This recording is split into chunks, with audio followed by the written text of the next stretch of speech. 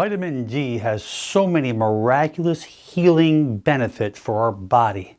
This fat-soluble vitamin has a direct play with our immune system, but this performs so many different functions to keep you healthy. A large percentage of the world is deficient in vitamin D because of the fact that many of us, as we get older, do not get into the sun enough. But there's a double-edged sword because the sun, those UV rays, can be causing damage to our skin as well.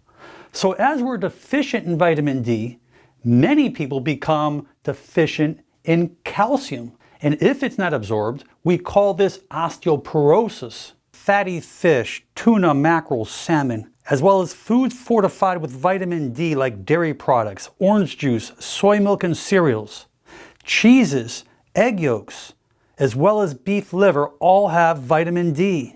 But the big problem is that we can't usually get enough of that vitamin D from our foods. So therefore, it should be supplemented. Now, the minimum standard dose of vitamin D is recommended at 600 IUs. But in my opinion, that is way too low. Because when you get your vitamin D checked with your physician, you will see at those numbers, you're going to have low vitamin D levels. Standard recommendations is anywhere from 1,000 IUs to 5,000.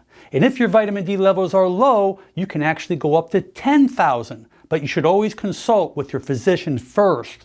Now, vitamin D is called the sunshine vitamin.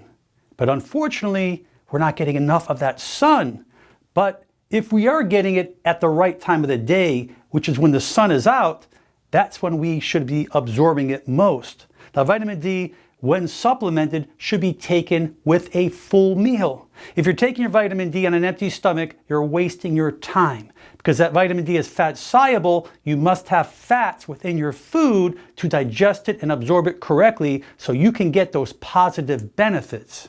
Now, we do know that vitamin D plays a very important part throughout many different systems throughout our body. And yes, it will help sleep, but here's the double-edged sword. Studies show that if you take vitamin D before you go to bed, it can affect the production of melatonin. And melatonin is a natural hormone that's produced by the pineal gland located in your brain. It helps control the sleep cycle. This normally produces melatonin just after it gets dark, peaking in the early hours of the morning and reducing during daylight hours. And melatonin helps regulate your circadian rhythm and synchronizes our sleep-wake cycle with night and day. Now, because melatonin decreases with age, wow, that can give us even more problems. So we don't want to take vitamin D too late before we go to sleep, because this will affect your melatonin, which may already be low, and that can be causing many of your sleeping problems. So let's just look at the facts. The sun comes up in the morning, it's out in the afternoon. The sun naturally allows our body to produce its own vitamin D. And when we look at the opposite of daylight, which is nighttime, that's when melatonin is naturally produced from the pineal gland in our brain. That's when it's secreted, when it's dark. And that's why a lot of the research mentions not to take your vitamin D right before you go to bed. Vitamin D is best taken with the largest meal where there's lots of healthy fats so it can be absorbed into your system. So I hope that this video serves you and your family well. I only wish you good health. Please share this video with your friends and family.